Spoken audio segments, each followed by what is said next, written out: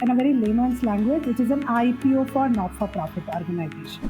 It's not really a classical IPO where you look for listing gains, where you look for any trading benefits. See, the idea that we need to basically address here is that what all does the social stock exchange give an organization?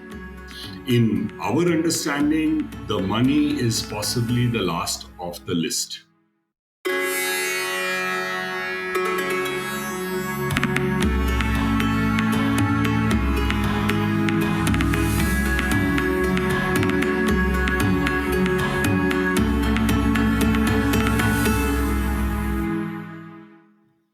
Hello, Namaskar. My name is Amit Varshne, and thank you for joining me on Impactful Journeys.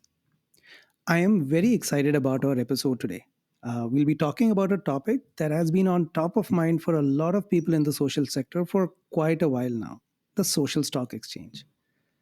What we hope to cover in our discussion today is, just getting to know what the social stock exchange is, and more importantly, what it is not, what it means for social organizations, when should they think about the social stock exchange and being part of it in different capacities, and finally, what the high level process tends to be when you're approaching the social stock exchange and being part of it. We have a great group here today. Joining us for this discussion today is Rima Agarwalla, Head of Debt Advisory for Social Impact Companies at Unitus Capital, and Randhir Misra, Board Member at SGBS Unnati. SGBS Unnati was the first nonprofit to list on the social stock exchange in India, and Unitus worked with them on this first ever listing. So I can't think of anyone better in having this conversation and really telling us about this whole process from a hands on perspective. Rima has a long career in banking and financial services, and now at Unitus works with social impact companies, helping them with structured credit solutions from the global market. And Randhir, in addition to being a founder director at SGBS Unnati, is a visiting professor at IIM Tiruchirappalli and is a highly regarded advisor, performance coach, startup mentor, social entrepreneurship evangelist, and a subject matter expert in social impact. So, thank you, both of you. Welcome. How are you both doing, Rima and Randhir? Uh, Very Pleasure well. doing well. Thanks for having us here. Wonderful. Rima, how are you doing? All well. Thank you so much, Amit, for inviting. So glad to Wonderful. be. It is our pleasure. And we hope to learn a lot from both of you. So let's dive into this discussion right away. What is the social stock exchange and why is it needed? And Rima, I'll pose this question to you to begin with. Sure, Amit. The way I would call a stock exchange is, in a very layman's language, it is an IPO for not-for-profit organization. Right, right. To deep dive a little more, this is an idea that was incubated by Dr. Nirmala Sitharaman during her budget speech in 2019-20, wherein she wanted to implement an electronic platform wherein the donors and donees could communicate.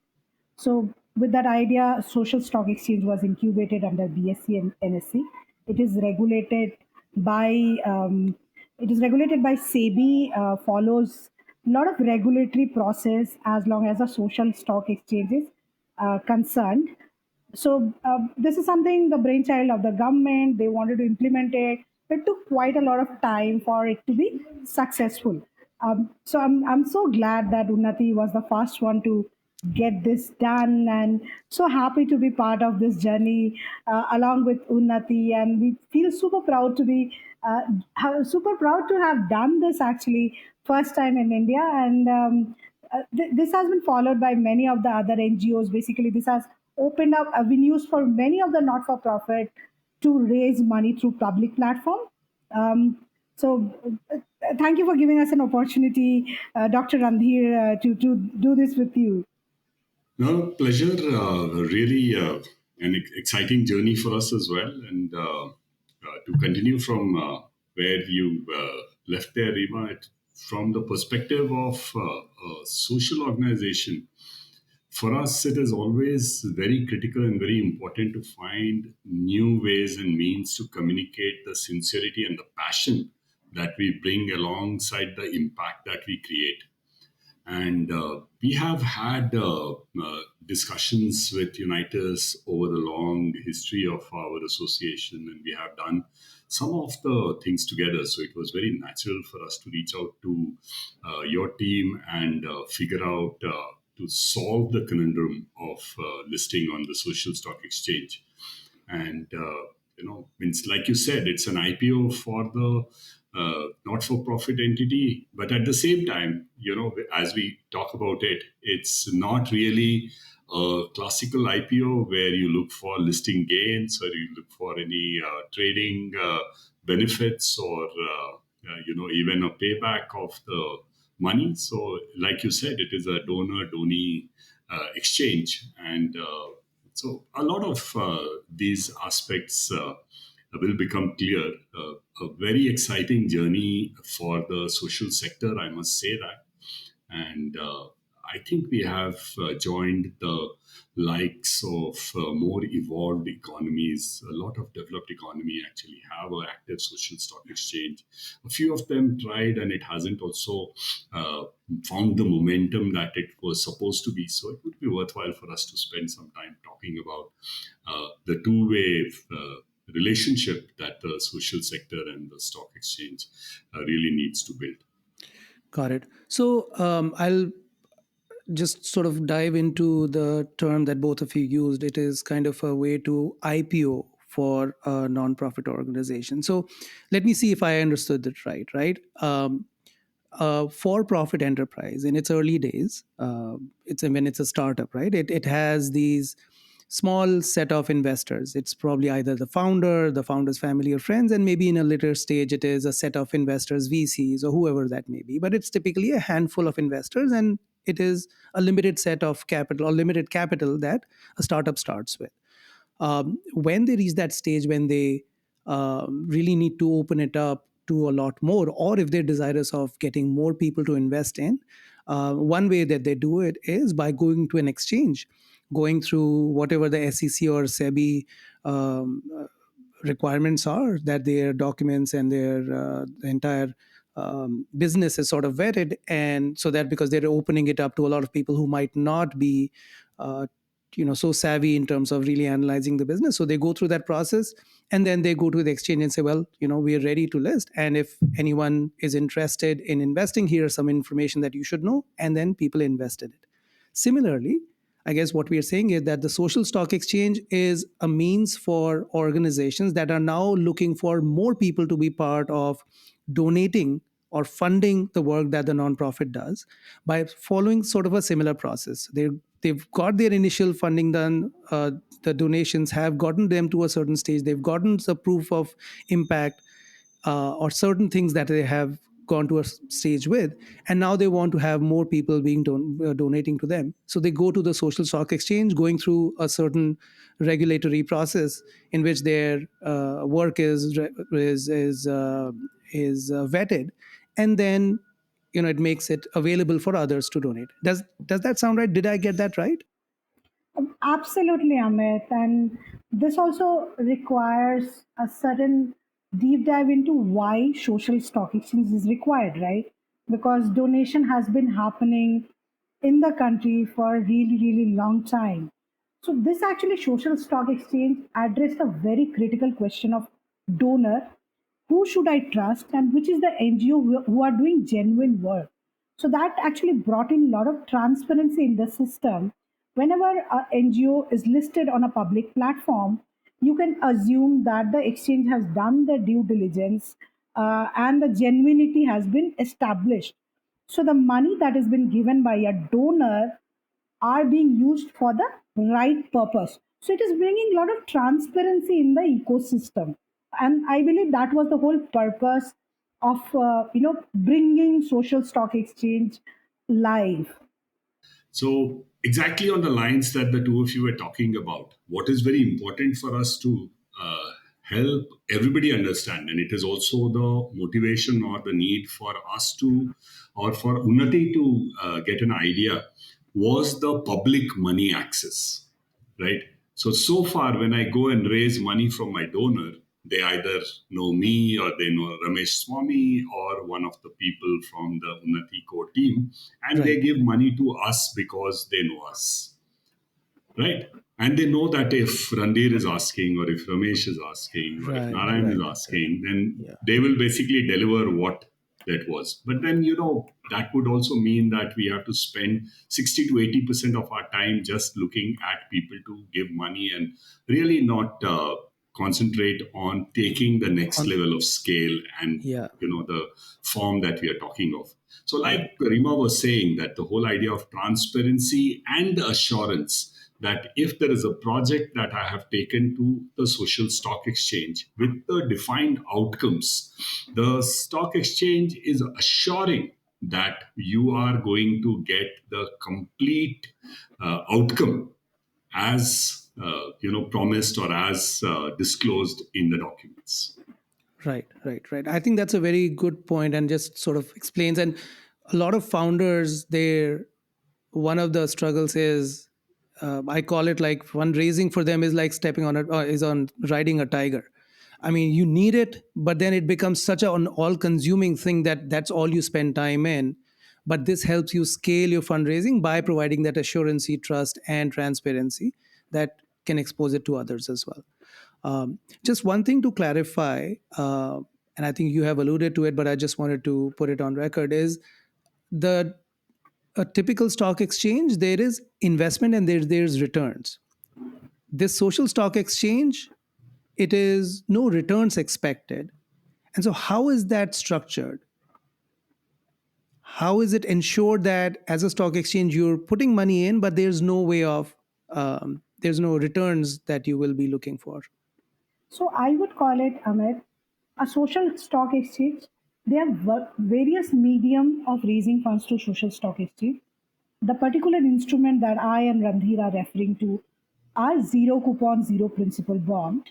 However, there are other instruments like development impact bond exist, which are repayable and might carry certain bit of coupon. The zero coupon, zero principal bond, basically you are unitizing the donation mechanism and breaking it into small unit which an user can subscribe, and the end use of this unit or the funds that has been raised by selling this unit are completely designed in a way that it has to be deployed in the social cause, and it works completely like a donation. uh, at Makes sense. current stock exchange, it is not tradable. There is no trading mechanism that exists. Uh, I am not sure if a trading mechanism would ever be designed for that, because I really don't see a commercial viability of that. But of course, thinking aloud, I'm sure um, there would be more ways to do this. I'm sure exchange will think through and can bring in other instrument as well in this. But probably we'll have to wait it out. Makes sense. Makes sense. Makes sense. All right. So now that we've sort of described or discussed different threads of the social stock exchange, how should a social impact organization think about it? At what stage does it make sense for them to become a part of the social stock exchange? And Randhir, since you've had this experience making that decision for Unnati, would love to get your perspective there. Sure, Amit. So, I'll take it from the point where you mentioned very correctly that there is no profit or there is no financial return that an investor gets when they get involved with the social stock exchange. So, this is obviously an altruistic world that we are getting into, and everybody is looking at the impact as a outcome or as the returns that they are chasing. So the reflection of that for a social organization is how mature has my operation, how repeatable, how consistent, how well documented, how transparent my approach to creating these social impact have been. Means it's not a lip service, it is not a, gamble, it is not a what if scenario that we can go to the mass. When we are talking about a public listing, that means that, we are basically going to a mass and claiming that we have something that we are more than 100% sure that will yield the result, as long as the disclosures that we have given are met. Right? If situation changes, if COVID kind of situation happens, or if there are some fundamental changes in the economy that happens, then every business, whatever be their robustness, whatever be their maturity, whatever be their understanding of the environment, is always challenged. So that being set aside, the first and foremost that a organization should get an internal comfort and confidence from is that I can deliver what I promise to deliver. Right? And I have completely documented, I have completely robust, transparent, mature process that anybody can come and audit. Anybody can come and look and see that we caused the outcome. We basically did certain things which made it certain that the outcomes that we basically are claiming or promising to deliver will actually happen. Right? And then, of course, we are also talking about that these outcomes have social impact. These outcomes are something that the society is really after and chasing it in a long sort of a manner. Right? Right, right. Also, I would want to go at an operation level which is beyond my local area of influence. If it is something that I am doing in my neighborhood, if I am doing something in my community, if I am doing something in my own known peer, then I don't need a third party to come and endorse and say that these guys will deliver what they are claiming to deliver. Right?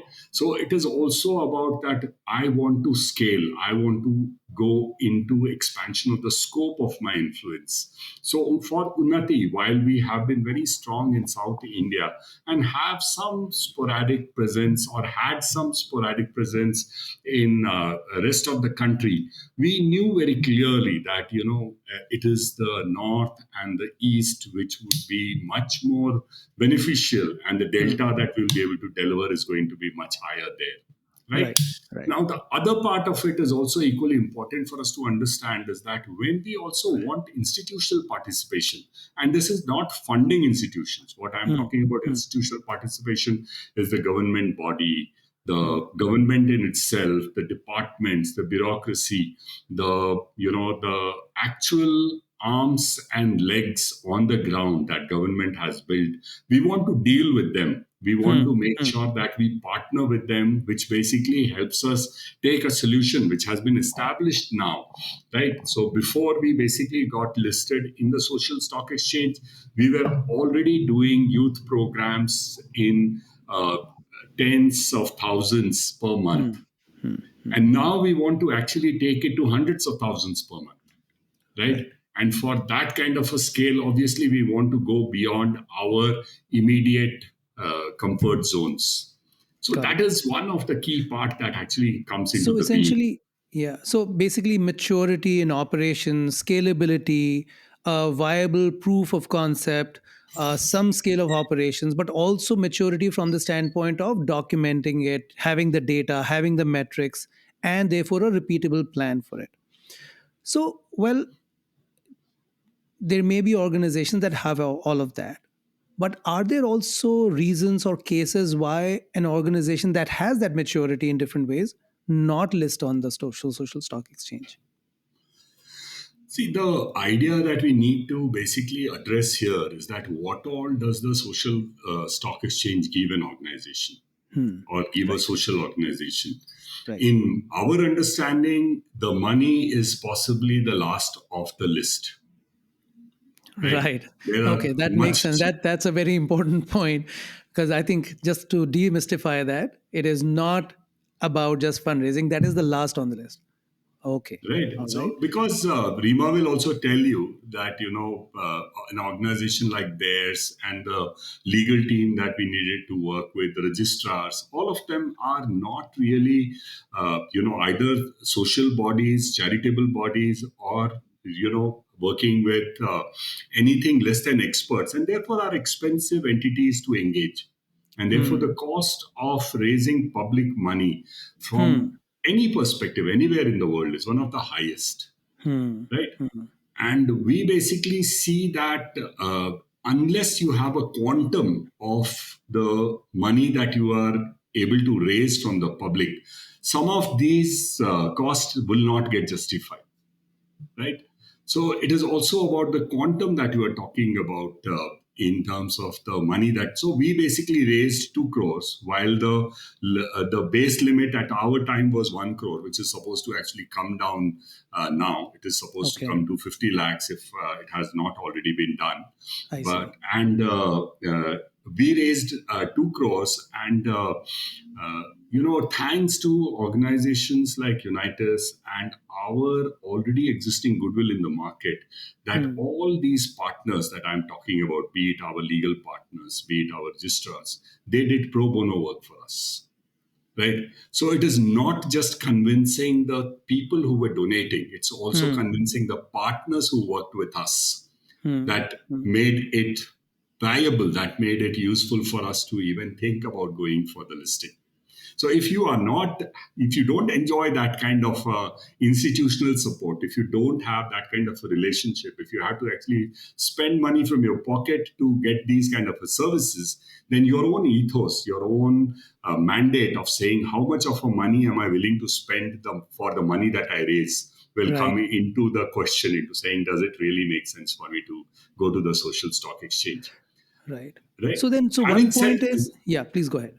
just one more point in there. But having said that, the point that I was saying, that the money is the last on the list, Yes. Yes. right? There is obviously a long list of value that it brings. And we will go through that as we begin to talk as to what all value does it actually bring to the table. And Right. that should basically give the clarity that we are seeking here. Right. So then maybe from the Unnati listing experience, maybe you can relate to us both. What was that value that you got, where if fundraising or getting donations is the last on your priority list, what are the other benefits should someone expect, and what was it that Unnati was able to get? Right. So, Rima, if you remember some of the early discussions that we had in terms of why did we want to go through this particular process, and the questions that your team was asking, and the answer that we would have given you would have been the same consistent one, that we want to challenge ourselves. We want to show the world that we are transparent. We have nothing to hide. We want to bring more maturity in terms of our disclosures. We want to bring more maturity in our own understanding of ability to deliver the outcome that we promise to deliver. So it's almost like we have institutionalized Unnati before we went for the institutional fundraise, right? Got it. It's Got it. not that Unnati was inefficient. Unnati has set examples and it has set standards in terms of the lowest admin cost, lowest loss of money for anything other than our project finance that we do. So, so if we raise money for a project of ours, 96% of the money goes into actual project rather than Got the it. admin Got and it. overhead costs Got it. kind of a Got it. thing.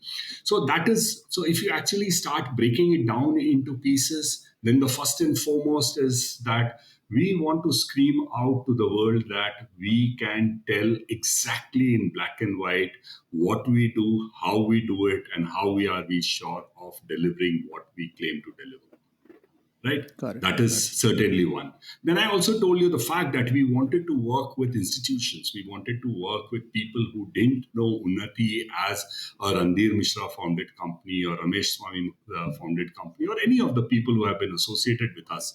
We have more than 700 volunteers who come and work with us, which is a very powerful organization in itself. But that would not suffice. That would not give us the dream of going. So, to give you a bit of a history of the numbers, till the start of the last financial year, that is, I'm talking about, April 2023, we had done about a lakh and 20 lakh and 30,000 youth programs. During this last financial year, when the listing went through and when we basically had started putting the paper together for the listing, we actually did almost 100,000 youth in that year itself. So Hmm. almost doubling what we had done in 4 decades of our existence Hmm. in one Hmm. year. And this And year, would you call the process of being associated with the stock exchange, or at least that initiative, being a causal factor in making that leap happen? so it is a two-way process because we were in that kind of a momentum. Because we had seen that kind of a thing happening, we could see our ability to address the requirements of the social stock exchange. And since we went through the process of social stock exchange listing, all the disclosures, all the audits, and everything that we went through gave us much more robustness to ensure that the outcomes that we were chasing were actually achieved. Got it. Got it. Right. Rima, I'll pose the same question to you as well, right? Why should a social impact organization not go through the process, not list on the SSE? I know you get a lot of inbound inquiries about this, and what would your advice be as to what should that threshold be that people should really assess for themselves? Well, Amit, so I get a question that why Unnati is the first one to do that, and what is it required to get yourself listed? The first answer is passion, right?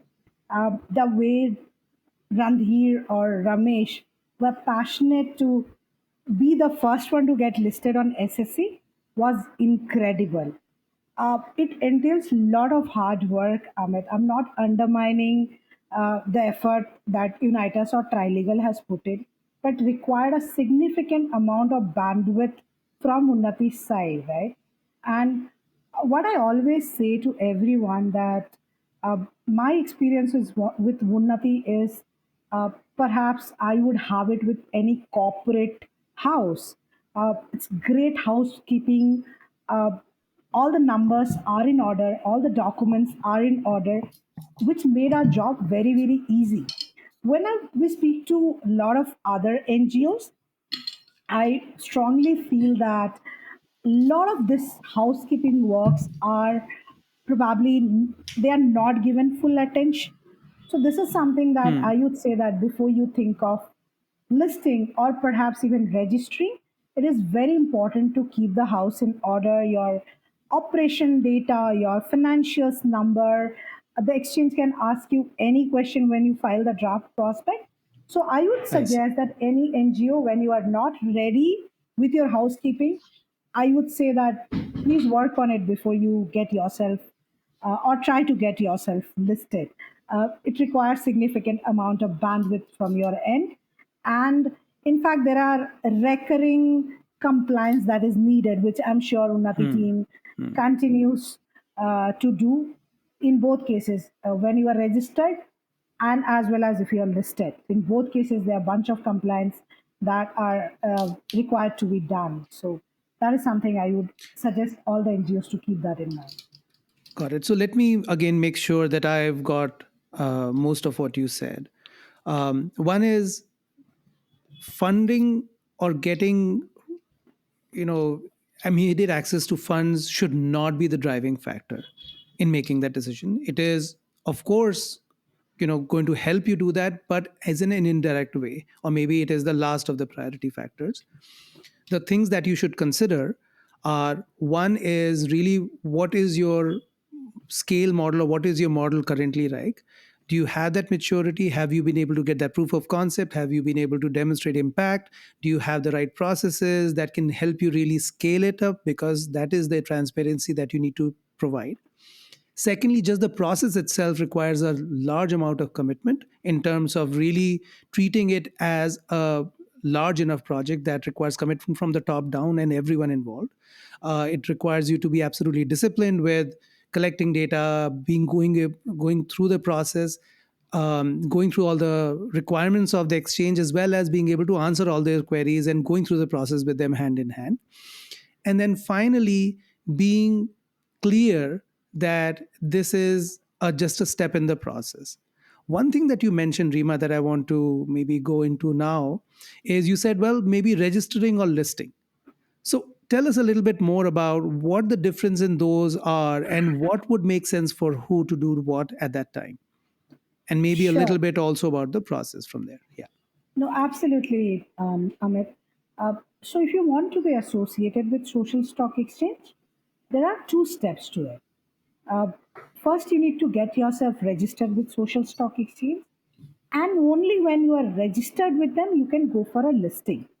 So, if you're going for listing, it is definitely mandatory to get yourself listed, but not the other way around, right? If you just want Got to it. get Got yourself it. listed, Registering and then listing. Yes. yes, yes. Correct. And you can just get yourself registered and not list. That is absolutely fine. So there are Got it. certain regulatory requirement that will be there in case of listing. So there are certain checkpoints. I would suggest anyone can go to the website of NSC or BFC who are eligible to get themselves registered. Once you register, of course there is a recurring data submission that is required to be submitted to the exchange. Basically talks about more of the developmental impact metrics that you are imparting in the society, and certain other data like your financials, operational metrics, etc., are to be submitted regularly. Uh, and whenever you plan for a fundraising through this platform, that is when the listing part comes up, which again Right. requires a series of steps to be adhered to. Right. Got it. Got it. So again, to understand, so there's a registering, which is sort of the base threshold to get involved, which requires a whole set of process to really be part of this. The next level is then to actually list, and then is the actual fundraising. None of these guarantee any of this, right? So once you register, then you list, then you become available, and there's a higher threshold for listing. And then once you've listed, there is still that effort required on the part of the organization to do funding. Randhir, you went through this process, or Unnati went through this process, and you were intimately involved. What would you like to share in terms of your experience through this, and what can others learn from how can others learn from Unnati's experience? Yeah. So, first and foremost, the whole experience and the learning for us was so fulfilling and so exciting that we decided to actually put all our documents in the public domain. So if you go to our Wonderful. website, that is www.unnatiblr.org, and check the SSE page on our website, you will find all the documents that you require for the whole process. And like Rima was saying, there are three parts to the puzzle. The two very critical one is about essentially registering, and the second part is about the raising of a particular fund. So your new fund offering kind of an equivalent. And once you have succeeded in meeting the threshold is when you get listed, which means that you are now visible on the social stock exchange as one of the entity which belongs to that social stock exchange, right? This is basically for a conventional company is when they get into the bull ring and their Right. stocks start get trading, but there is no trading Exactly. that happens. So it is Right. more notional that thing happens here in there. So that is one of our most, heartfelt uh, contribution that we felt we should not subject any of the other social organization through scampering. And like Rima was saying that your level of readiness, your level of maturity in terms of your disclosures, in terms of your uh, all fiduciary as well as regulatory disclosures that you have, which is met on a regular basis, then this process becomes viable. but if you have to do it for just keeping the listing or your social stock exchange, registration live, it becomes an overhead with very little return to show, so to say. So while you register and you can say that I have met the requirements, stringent requirements of the social stock exchange, and gives me a bit of a credibility of being that, it is also the part which was one big learning for us is to look at each and every piece of the disclosures, the documents needed by the ROC, by the BSC, by the NSE and SEBI. We were questioning each of them, and we would basically, because we were the first in terms of the going through the public offering, we were very simply given the same sort of documents that was required for any company to be listed to fulfill. Right. Right. And I must acknowledge the flexibility and the promptness, sincerity which the SEBI had in terms Yeah. of going through this particular process, that Right. they would objectively, kind of evaluate the necessity for any of the filings, any of the documents. So, for instance, there is a need for a ombudsman in a conventional company. But for us, that's a cost that we basically didn't justify in our side into saying, why would we need something like this? And they understood that since you're going through a social audit, third party, and all of that, you are anyway giving all the information that is required from that part of the thing. And more important part for the final learning that I want to share is that please look at the process of listing as the journey of all the experiences, right? Yeah. Yeah. Going I and think that's an ringing the important bell point. there will Yeah. basically be the photo opportunity, but that is not even the icing in the cake in the real Right. sense, right? Right. Right. Means it is just the bells and whistles that is very nice, and it literally also is just the bell that we are talking about, Yeah.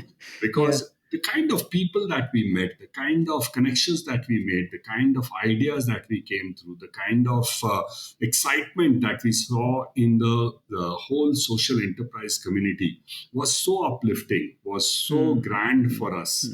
Hmm. that, it just made the whole process worth every bit of toil that the team put through this. Wonderful. Well, first of all, thank you for putting all of your experiences and learnings in the open domain by listing it on your website, and we'll include that link here in the show notes as well. But thank you both so much for such an enlightening conversation. I learned a lot, and I'm sure everyone listening and watching also came back with a much better understanding of why should you be part of it and why should you not be part of it and when should you really think about it. And I think, Randhir, like you sort of summarized, the journey, there is so much to get. If you're ready, if you've got everything in order and you made up your mind, from whatever core tangible benefits you get, the intangible of really long term impact in terms of the connections you make and the kind of learning you get is really, really powerful. So, thank you both so much. This has been really a great experience for me. I've learned a lot, and I hope everyone else did as well. Thank you so much, Ali. Thank you, Rima. Yes, Thank thanks you, a Randhir. lot, and all the best for the people who are going to follow Unnati's suit, and let us make some solid impact. Amen. Lovely. Thank you.